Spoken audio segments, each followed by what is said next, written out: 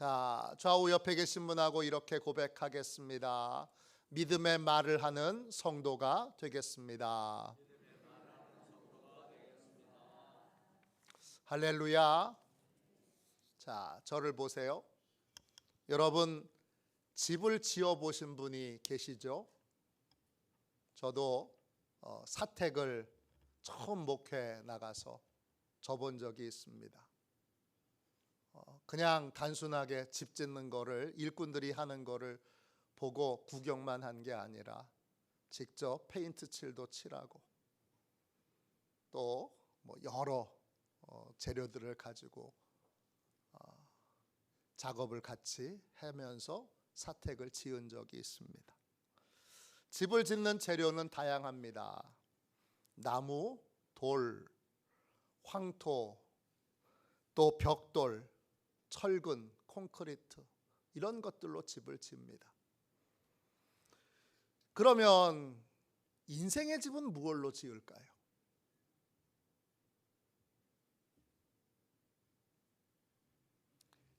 우리가 사는 집은 이런 재료로 집을 짓는다면 인생의 집은 뭘로 집을 지을까요? 인생이 세워지기도 하고 무너지기도 하는데 인생이 무엇로 세워지고 또 인생이 무엇으로 무너질까요? 말입니다. 시편 8편 2절에 우리가 첫째 주에 같이 나눴던 말씀에 이런 말씀이 있습니다. 어린아이와 젖먹이들의 입으로 권능을 세우심이요. 어린아이는 힘이 하나도 없고 젖먹이는 더 힘이 없죠. 젖먹이와 어린아이가 인생의 집을 세울 수 있는 건 하나밖에 없는데 그건 말입니다. 인생의 집을 짓는 재료는 말입니다. 정확하게 말하면 믿음의 고백입니다. 내가 누구를 믿고 누구를 의지하는지를 고백할 때 인생의 집이 견고하게 세워지기도 하고 인생의 집이 힘없이 무너지기도 합니다. 하나님이 무너지지 않는 인생의 집을 어떻게 지으시느냐? 우리의 믿음의 고백을 들으시고 그 고백 위에 권능을 세우십니다. 권능 히브리어로 오즈입니다. 힘, 능력, 안식처, 피난처입니다. 지금 똑같은 우리 국가의 상황을 보며 우리가 많은 걸 말할 수 있습니다. 근데 이때 저는 여러분들이 저도 마찬가지고 믿음의 고백을 하길 원합니다.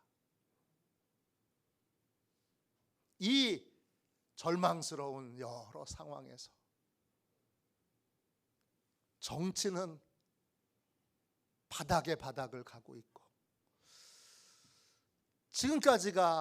지금까지 이전의 정권까지가 진짜 정치의 바닥인 줄 알았는데 그 밑에 또 바닥이 더 있고 그 밑에 더 깊은 바닥이 있는 걸 체험하고 있습니다.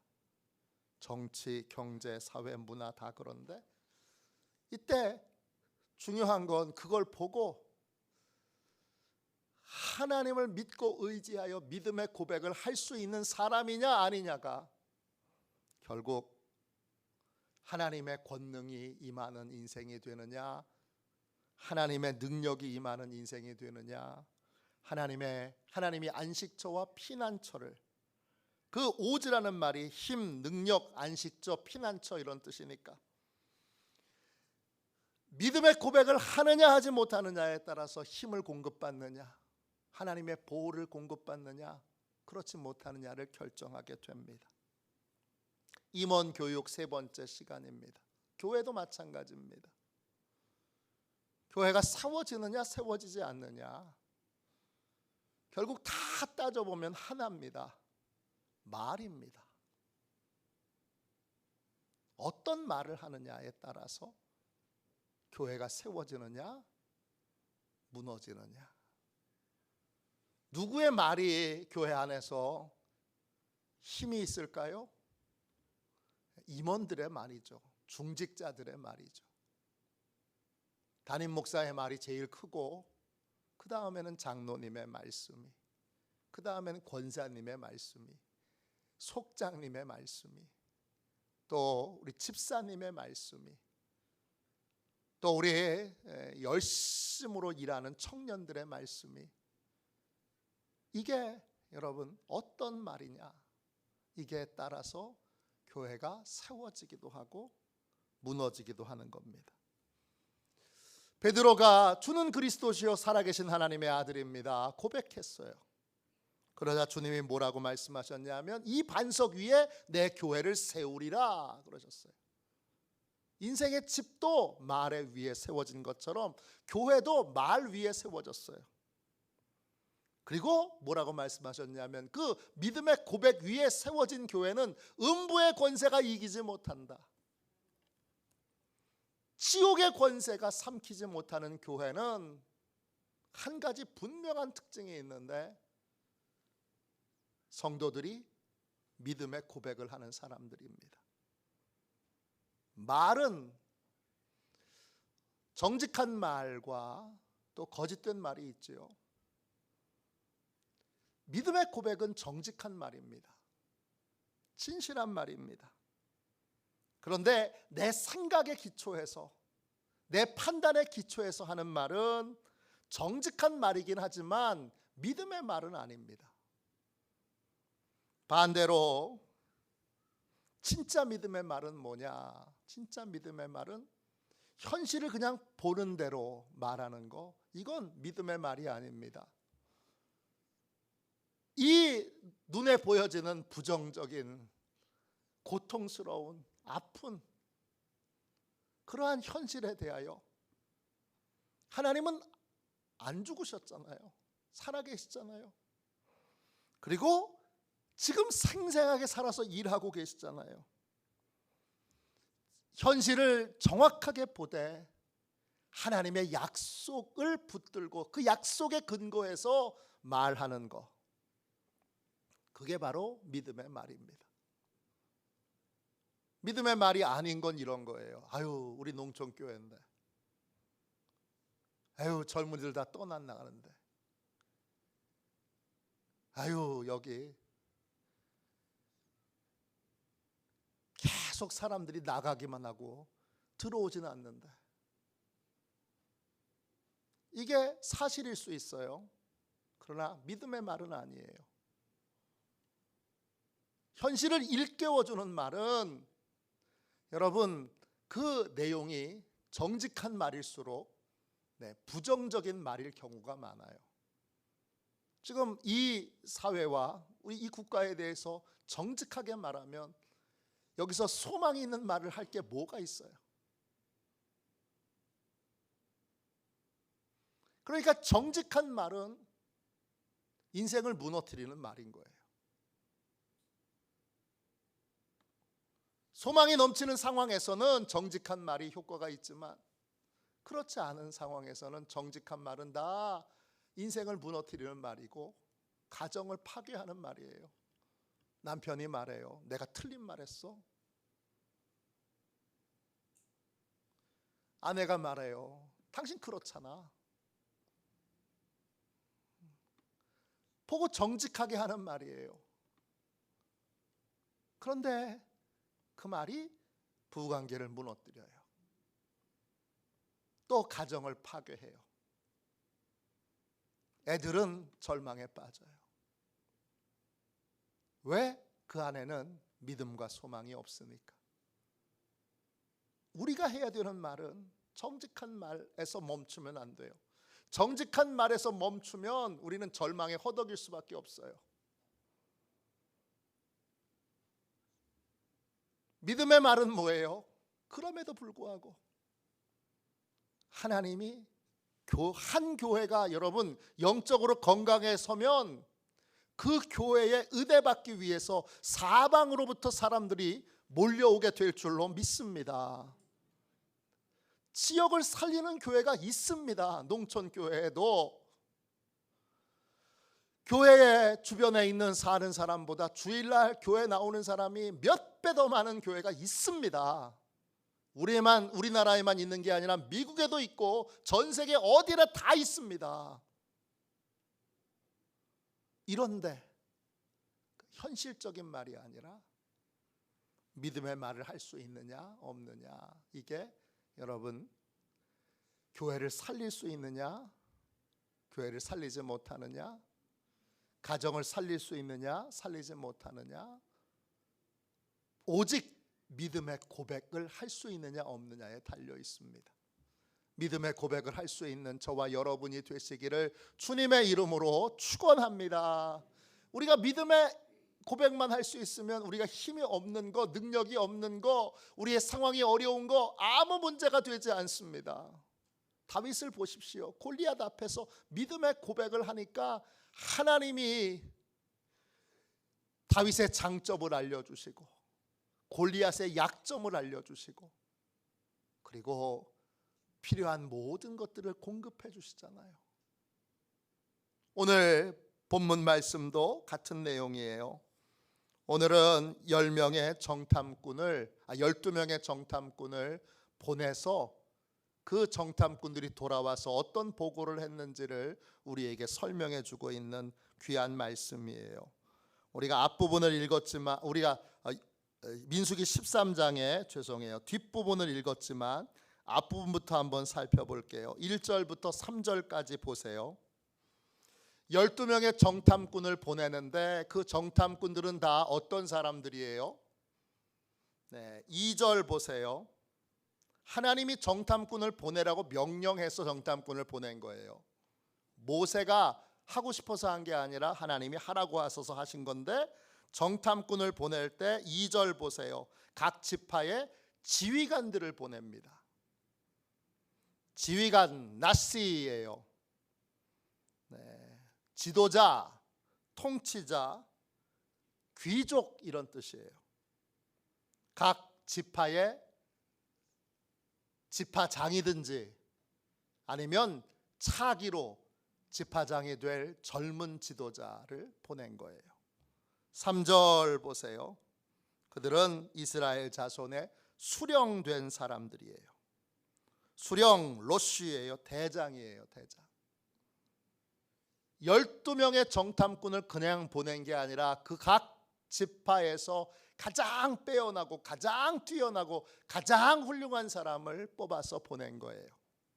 그 12명 가운데 여러분 8절 보시면 눈의 아들 호세아가 나오죠. 16절 보시면 그 호세아를 모세가 여호수아라고 이름을 바꿔줘요.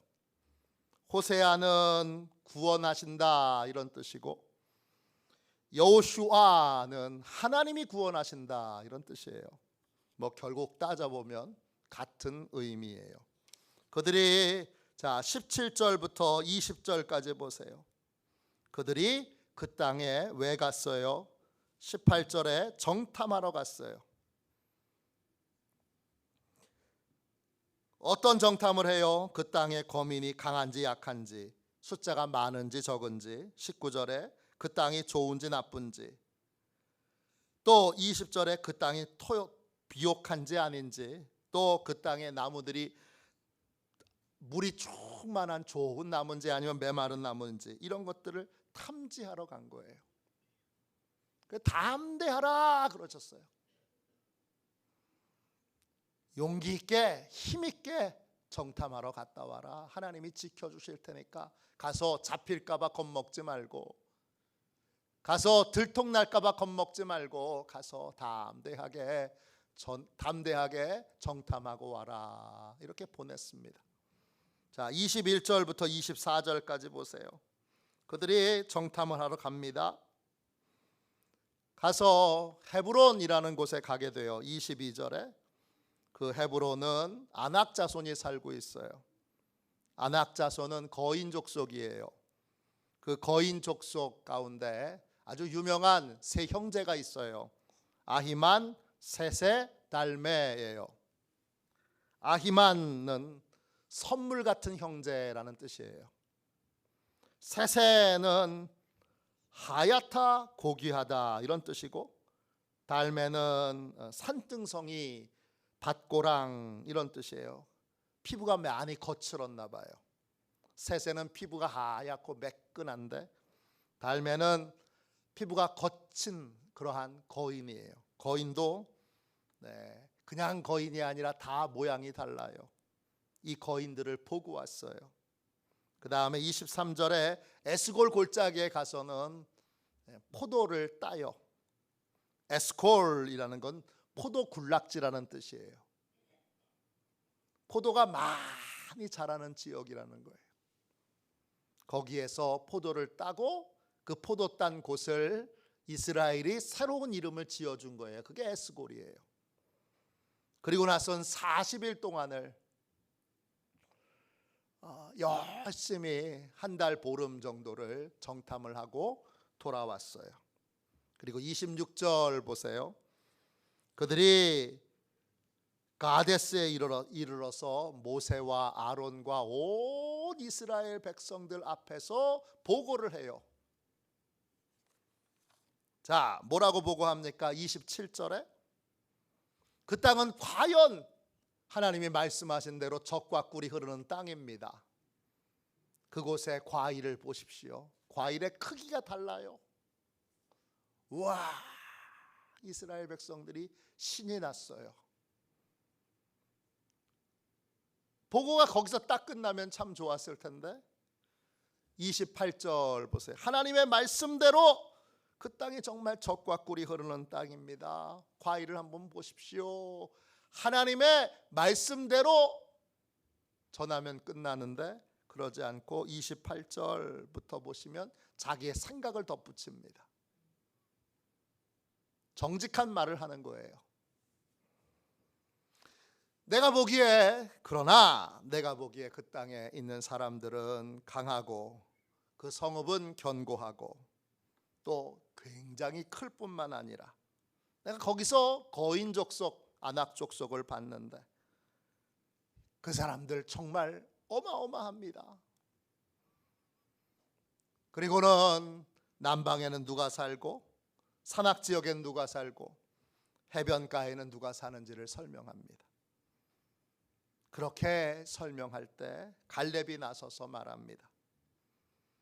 백성들을 조용히 시키고 이제 28절 29절에서 분위기가 달라지니까 처음에는 와 신이 나서 와 가나안 땅 너무 좋다 그리고 이제 들어가자 그러고 있었는데 28절 29절에 그 땅 정복하기가 쉽지 않습니다. 제가 볼 땐 불가능합니다. 그런 말을 꺼내려고 하니까 분위기를 바꾸기 위해서 갈렙이 나서서 말합니다. 우리가 곧 올라가서 그 땅을 취하자 능히 이기리라. 이거 갈렙이 자기 생각을 말한 겁니까? 아닙니다. 약속의 근거에서 말한 겁니다. 하나님이 가나안 땅을 주신다고 했잖아요. 그걸 하루 이틀 들은 게 아니고 하나님이 가나안 땅을 주신다고 약속해서 출애굽을 시작한 거잖아요. 근데 하나님이 주신다. 하나님이 능력이 약하신 분이세요. 애굽 땅을 초토화시킨 분이에요. 하루아침에 애굽 땅을 완전히 초토화시킨 분인데 가나안 땅, 애굽 땅보다 훨씬 힘없는 그 땅 못하시겠어요? 그러니까 갈렙이 말합니다. 하나님이 이 땅 우리에게 주셨으니까 우리는 그저 올라가서 차지하게만 하면 돼. 나머진 다 하나님이 책임져 주실 거예요. 능히 이기게 될 거고 능히 차지하게 될 거예요. 그렇게 말합니다. 그러자 31절 보세요. 그와 함께 올라갔던 사람들이 또 정직한 말을 합니다. 우리는 능히 올라가서 그 땅을 우리는 능히 올라가서 그 백성을 치지 못하리라. 그들은 우리보다 강하니라. 우리 전쟁 못해. 우리는 전쟁하면 백전백패야. 그 백성들이 얼마나 강한데. 그리고는 31절 보세요. 이스라엘 백성들 앞에서 그 정탐한 땅을 악평합니다. 악평한다, 뒷바예요. 뒷바.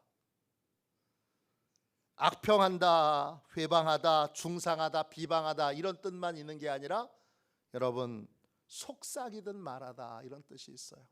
모든 악평은 큰 소리로 말하지 않아요. 어떻게 말해요? 속삭이든 말해요.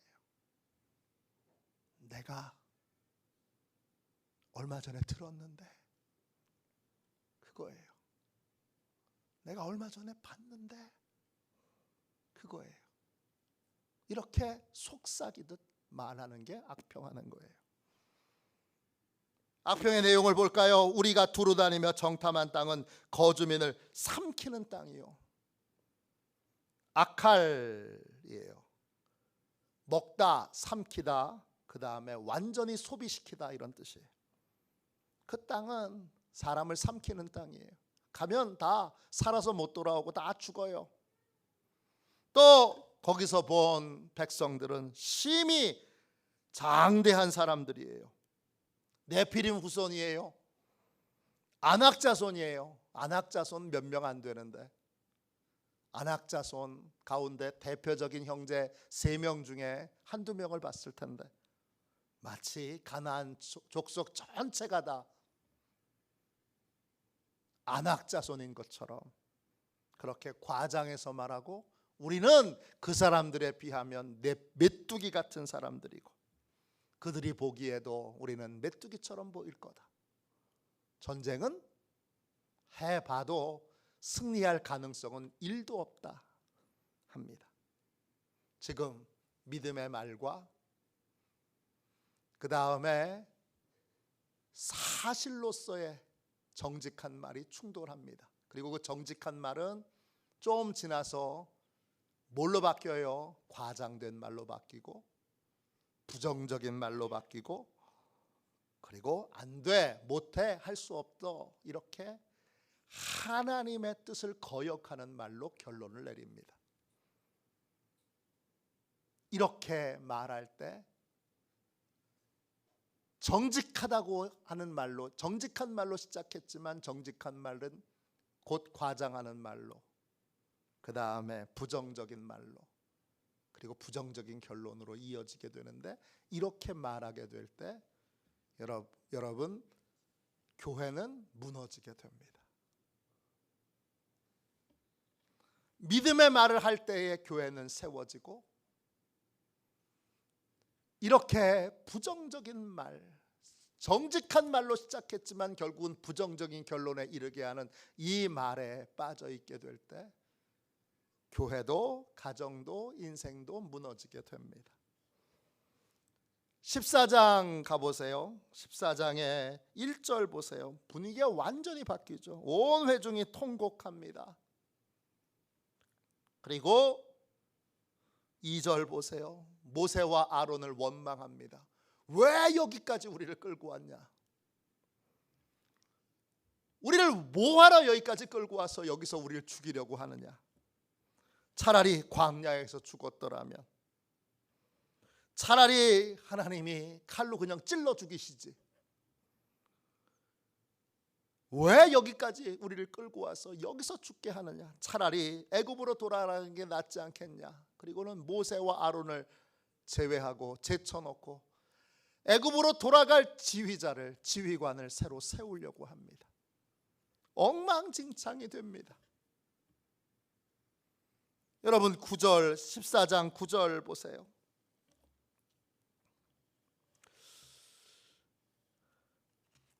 오직 여호수아와 갈렙만이 말합니다.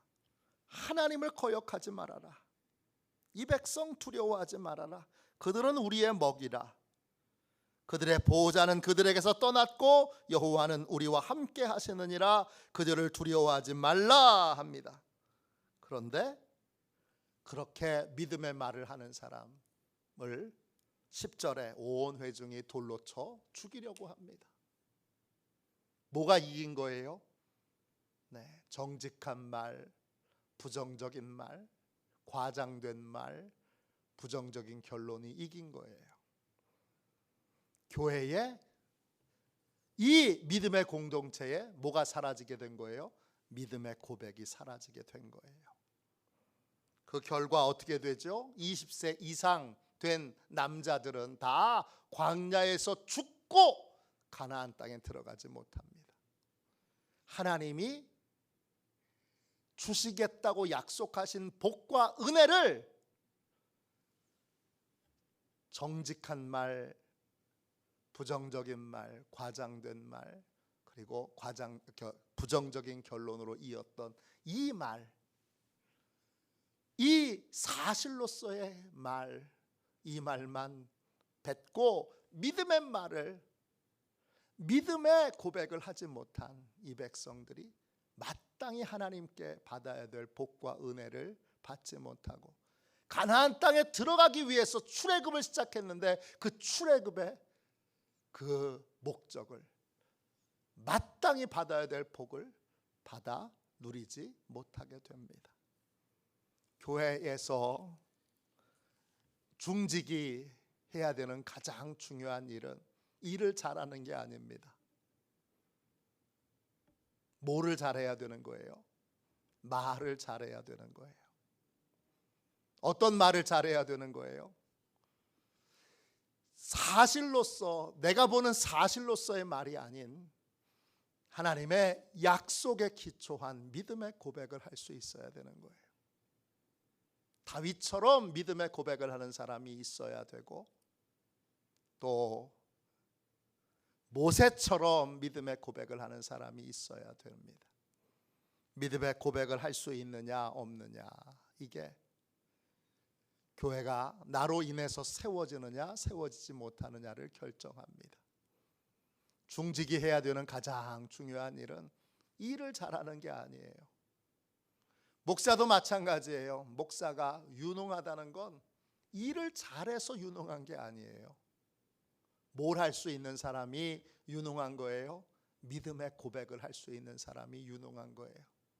목사가 젖먹이와 어린아이와 같이 아무것도 못하는 사람이어도 그 목사님이 믿음의 고백을 할 수 있다면 하나님이 그 믿음의 고백 위에 권능을 세우세요.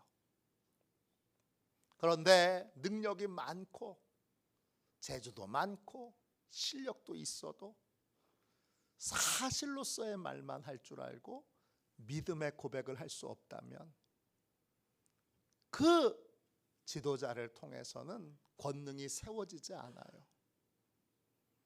우리 교회가 좋은 교회, 좋은 믿음의 사람들이 많이 세워지는 교회가 되려면 딱 하나, 나는 일을 열심히 하는 것보다 믿음의 고백을 열심히 하는 사람이 되기로 결정하셔야 돼요. 일도 열심히 하고 믿음의 고백도 열심히 하는 사람은 만점짜리죠. 그런데 50점짜리가 있어요. 뭐예요? 일은 열심히 하는데 믿음의 고백은 못해요. 이분은 50점짜리예요. 이분을 통해서는 교회가 세워지진 않아요.